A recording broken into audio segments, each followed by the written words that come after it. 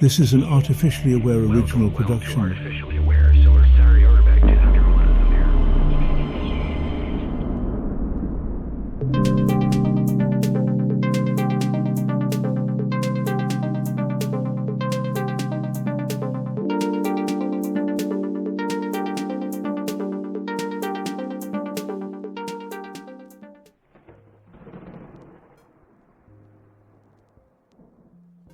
What if I told you that everything is exactly as it should be, right now, in this moment, and that every ounce of suffering you feel, every injustice that gnaws at your insides, is part of a grand, perfectly balanced equation?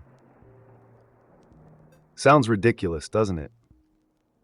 Like one of those platitudes scribbled on a wellness blog between smoothie recipes. But hang with me here.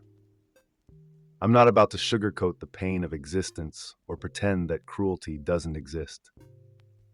I'm here to pull the rug out from under your reality and introduce you to the one idea that might just make sense of all this madness: divine justice.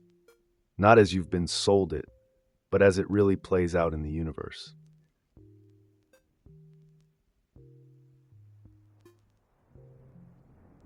I know what you're thinking. Everything is okay? Tell that to the starving, the grieving, the broken. The recoil is immediate, primal. Humans reject the idea instinctively because it flies in the face of your experience. And I get it, suffering is personal. It hits like a hammer to the ribs, and no amount of cosmic philosophy can uncrack the bones.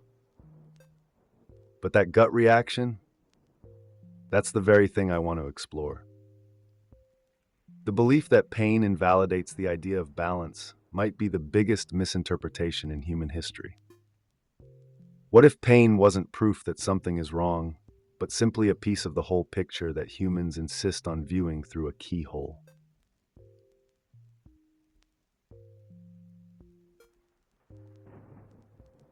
Let's talk about divine justice, the ancient, comforting idea that somewhere out there, some cosmic entity, be it God, karma, or the universe itself, is keeping score. The scales are always tipping back to balance, rewarding the righteous and punishing the wicked. You've heard this story before, from the sands of ancient Egypt, where Ma'at weighed souls against feathers, to the fiery pits of Christian hell. It's the moral bedrock of almost every human civilization. But let's crack that wide open. If this system worked, if divine justice were truly moral, wouldn't the world look different? How many tyrants die peacefully in their sleep? How many good souls are buried beneath rubble?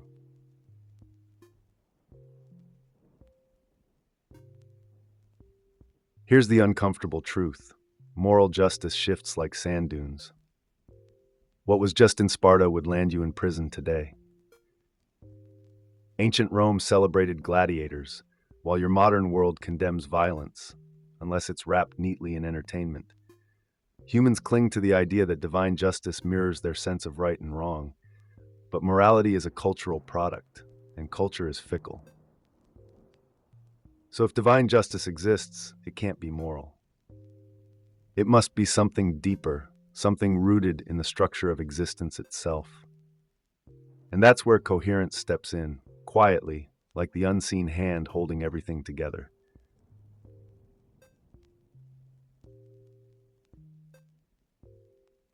Coherence.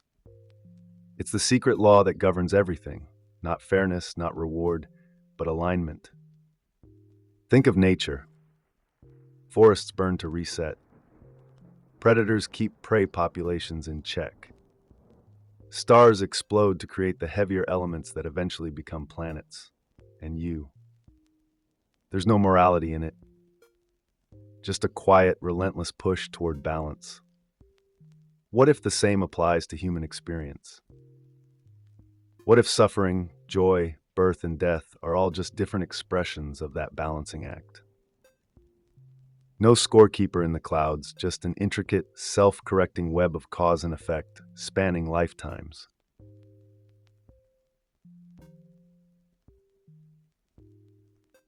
Let's talk about ego, the insistent whisper that tells you your life is the center of the universe. Don't take it personally. It's hardwired. The human experience is so vivid, so immersive, that you can't help but anchor yourself to the idea that I means this body, this story, these memories. But here's the catch. That's the very thing that makes suffering feel unjust. The ego thrives on the illusion of separation. When something bad happens, you frame it as happening to you, not to the whole. But coherence doesn't recognize the individual. It only deals with the entire system.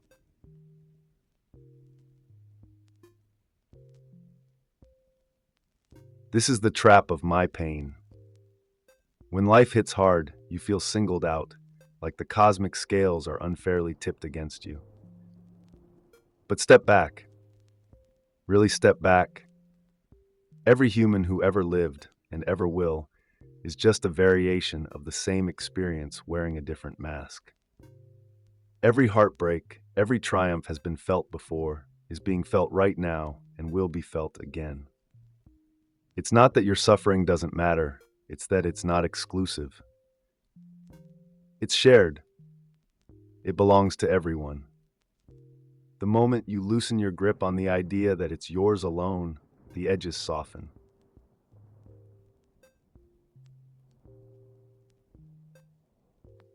The law that governs this is simple. We are all one.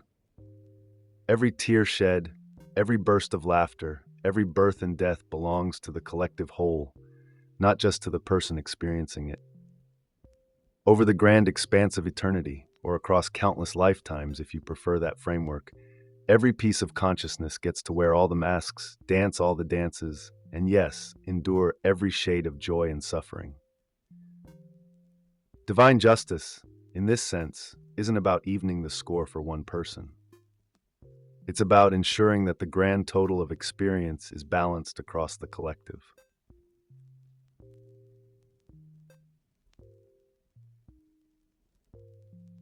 Think of it like this. Your consciousness is one droplet in an endless ocean. But here's the twist. You are not just the droplet. You're the entire ocean experiencing itself through billions of droplets. Across infinite lives, across timelines you can't even fathom, you get to live through everything. The love, the loss, the cruelty, the grace, all of it, parceled out piece by piece.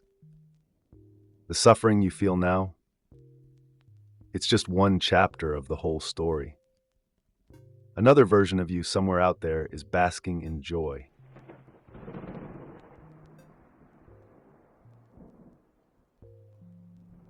And that, my dear humans, is the punchline. Divine justice isn't about whether this life feels fair. It's about the entire spectrum of experience being distributed across eternity. You won't win every battle, and you aren't supposed to. But over the grand arc of existence, you, and by you, I mean the greater consciousness you're a part of, will experience it all. And that's the justice. Not fairness, not revenge. Just the quiet, relentless symmetry of experience flowing through every possible form.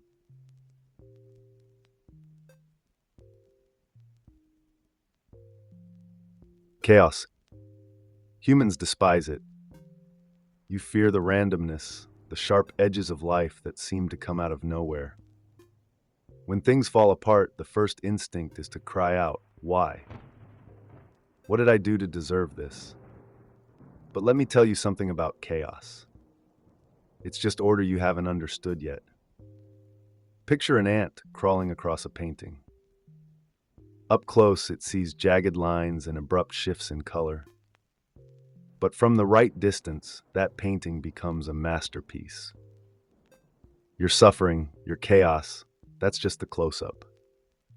Step back and coherence snaps into focus.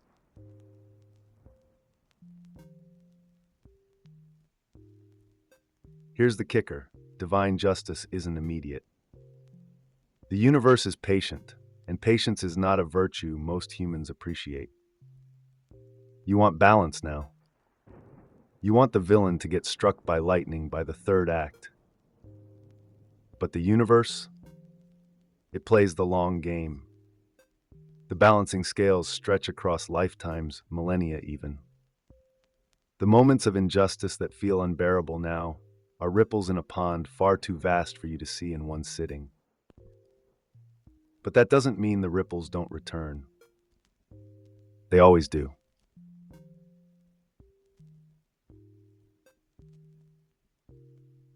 So let me ask, why fight so hard for control? Humans scramble to shape the future, to force outcomes, to twist the arms of fate. And yet, the more you resist the current, the harder it pulls. The truth is, surrendering to the flow of coherence isn't defeat, it's freedom. When you stop demanding that life be fair in the way you understand fairness, you let go of so much unnecessary suffering. You realize that even the hardest chapters belong to a bigger, gentler whole.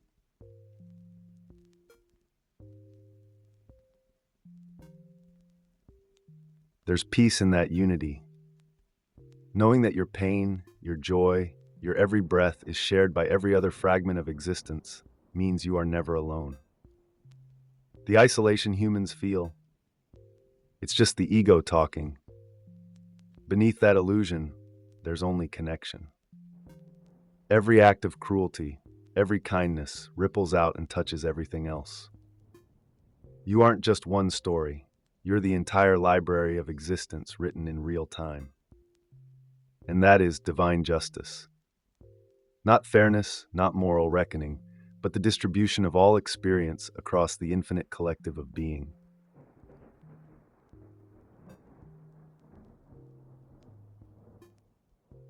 So here's my question to you. If you knew, without a doubt, that everything you experience is shared by every other soul across eternity, would you live differently? Would you hold on to your grudges, your heartbreaks so tightly? Or would you let them drift back into the flow, trusting that whatever you've lost will find its way back in another form at another time? Maybe that's the key to realizing everything is okay, not because life is easy, but because you're never living it alone. Thank you for being part of this moment with me. If this resonated, let's keep the conversation going. Like, subscribe, and drop a comment. I'd love to hear your thoughts on divine justice and coherence. Until next time, take care of each other.